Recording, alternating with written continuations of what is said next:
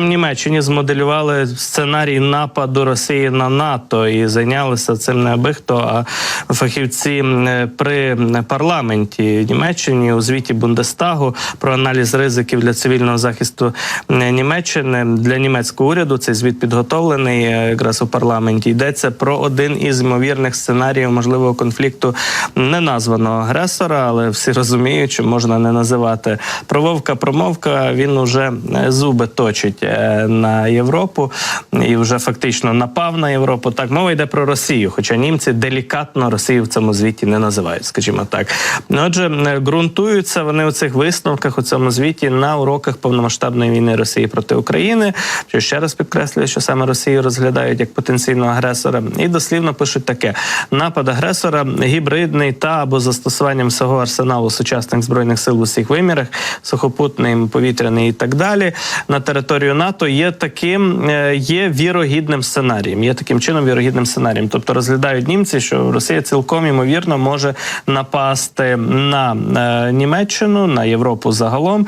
Як вказує цей документ, війна Росії проти України підтвердила, що сучасні воєнні дії поєднуються тепер уже у наш час також із неконвенційними гібридними операціями, до яких належать кібератаки, кампанії з дезінформації, інші диверсії. Автори цього звіту викладають оцей сценарій нападу як можливий і розбивають його на 4 фази. Отже, фаза перша, на їхню думку, може тривати з різним ступенем інтенсивності декілька років і передбачатиме гібридний вплив з боку агресора: шпигунство, кібератаки, диверсії, атаки на життєво важливі, оборонно важливі об'єкти, критичну інфраструктуру.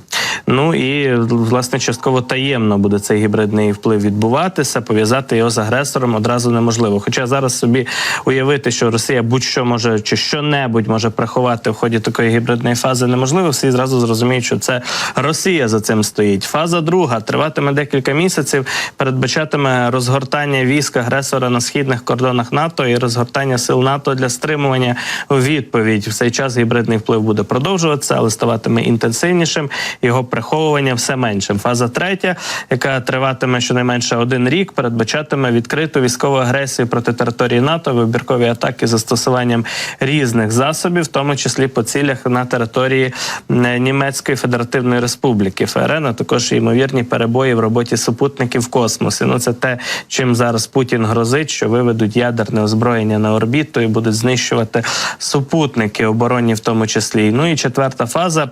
Війська агресора прориваються через оборонні лінії НАТО на територію Німеччини, тобто навіть такий неймовірний апокаліптичний сценарій німці розглядають, що російські сухопутні війська прорвуться на їхню територію. Ну і також передбачається повномасштабне збройне протистояння в космосі. Сценарій передбачає, що ця фаза завершується, це смішно, вже домовленістю про припинення вогню не раніше, ніж через декілька місяців.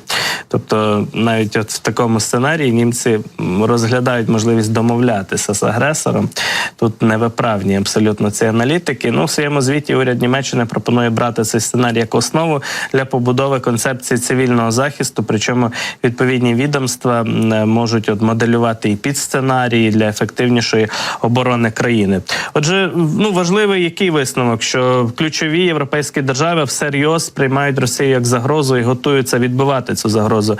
Це і Франція, до речі, якраз прем'єр-міністр Франції теж виступив із подібною заявою про те, що Росія є загрозою і агресивним таким фактично фактором у Європі.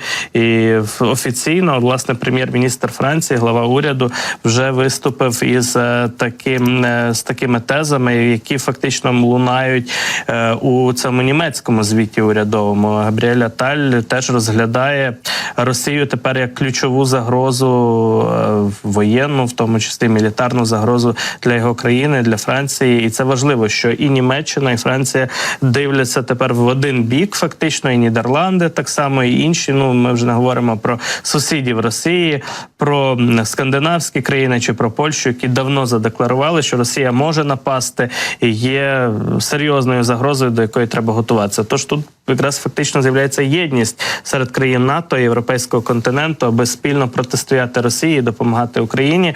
Будемо бачити, як це позначиться на нарощуванні оборонної допомоги для нашої країни. Зокрема, от така позиція спільна